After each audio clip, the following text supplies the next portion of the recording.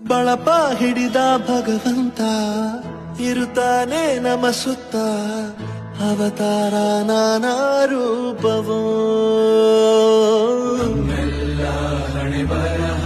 ತಿದ್ದಿ ಬರೆಯಲು ಕತ್ತಲೆಯಿಂದ ಬಹಂತ ನಮ್ಮ ಕೈಯ ಹಿಡಿಯುತ್ತ ಕರೆದೊಯ್ದ ಬೆಳಕು ತೋರಲು ಗದರೋದು ನಮ್ಮ ಬೆಳೆಸಲು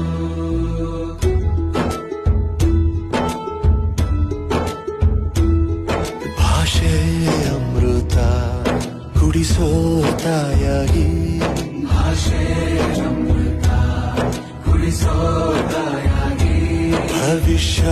ಬರೆವಂತ ತಂದೆ ನೋವಾಗಿ